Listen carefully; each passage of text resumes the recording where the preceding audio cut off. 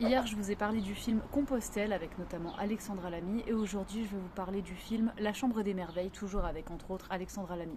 Bon, il se trouve que ces jours-ci, j'ai vu beaucoup de films et très différents et le hasard a fait que je suis allée regarder donc Compostelle au cinéma et j'ai vu La Chambre des Merveilles quelques heures après en DVD parce que j'étais invitée chez des personnes. Et avant toute chose, abonnez-vous, ici j'aborde tout ce qui est artistique au sens très large et d'ailleurs je vais bientôt reprendre mon podcast qui s'appelle aussi Camille Arti Nueva. Par ailleurs, j'ai notamment un autre compte où je chante de l'opéra et j'ai encore un autre compte où je fais des imitations humoristiques. Les liens sont dans ma bio. Donc très récemment, j'ai vu La Chambre des Merveilles, le film date de 2023 il me semble, et la réalisatrice c'est Lisa Azuelos. C'est la même personne qui a réalisé LOL pour vous situer. Sauf que là, la thématique du film est vraiment dramatique parce que ça raconte l'histoire d'un petit garçon qui tombe dans le coma après un accident et sa maman décide de réaliser tout ce qu'il aurait rêvé de faire, tout ce qu'il rêverait de faire. Donc sa maman est jouée par Alexandra Lamy et en fait elle tombe sur des journaux intimes de son fils où il dresse notamment une liste de tout ce qu'il aimerait accomplir.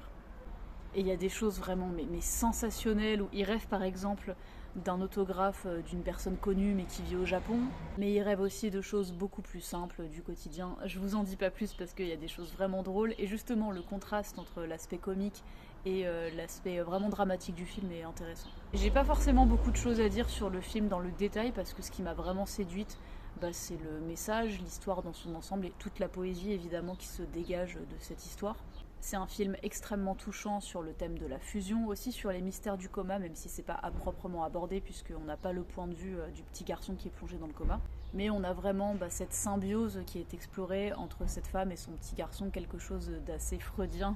Ça y est, je me plonge dans de la psychanalyse, mais dans le sens où par moments, on a l'impression qu'elle le retrouve comme à l'époque où il était dans son ventre et qu'ils ne font qu'un. Et en plus, il y a un jeu de mots dans le titre du film que là non plus je ne vais pas vous dévoiler, mais que je pense que vous pouvez deviner. C'est vraiment très touchant. Il y a aussi Muriel Robin par ailleurs qui joue la mère d'Alexandra Lamy dans l'histoire et qui est formidable. Voilà à peu près ce que je peux vous dire. Encore une fois, n'hésitez pas à vous abonner. Et par ailleurs, j'ai un autre compte qui n'a rien à voir avec toute ma patte artistique. J'ai un quatrième compte qui s'appelle Sophie Enquête en 3 mots, sur lequel j'aborde des sujets de réflexion plus ou moins légers.